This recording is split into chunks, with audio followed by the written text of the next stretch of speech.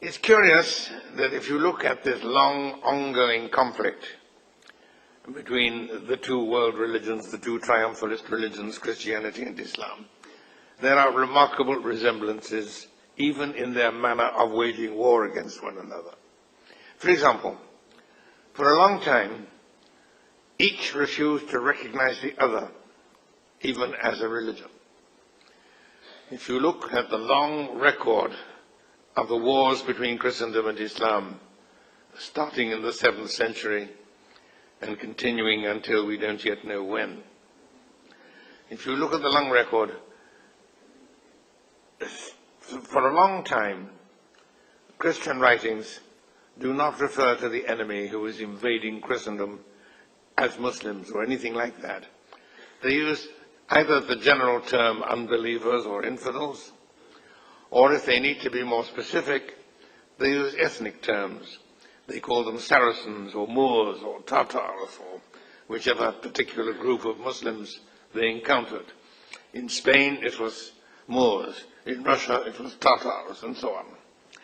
And it's curious that this ethnic designation continues even when they're talking about strictly religious matters.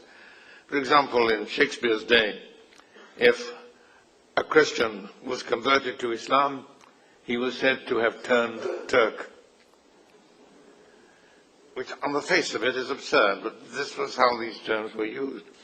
If we look to the other side, to the Muslim side, we find the same phenomenon.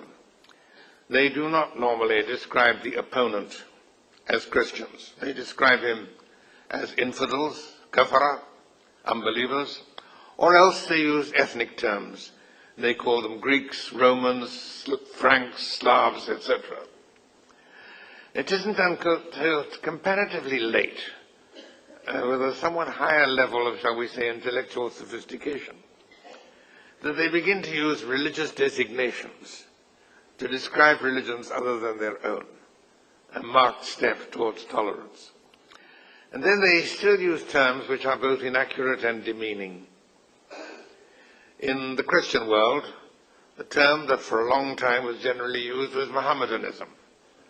Muslims were called Mohammedans, and the faith was called Mohammedanism, implying that it was some sort of cult started by a man called Muhammad. Muslims do not call themselves Mohammedans. They have never done so, and they are understandably offended by the use of this designation. If we look on the other side, it's no better. They called Christians Nasrani, people from Nazareth.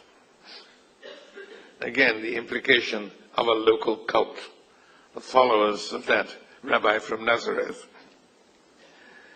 It isn't until comparatively recently that the terms Muslim and Islam have passed into general use in Western language, and that the term Masihi and its equivalent, Masihi being a literal translation of Christian into Arabic, have passed into use on that side.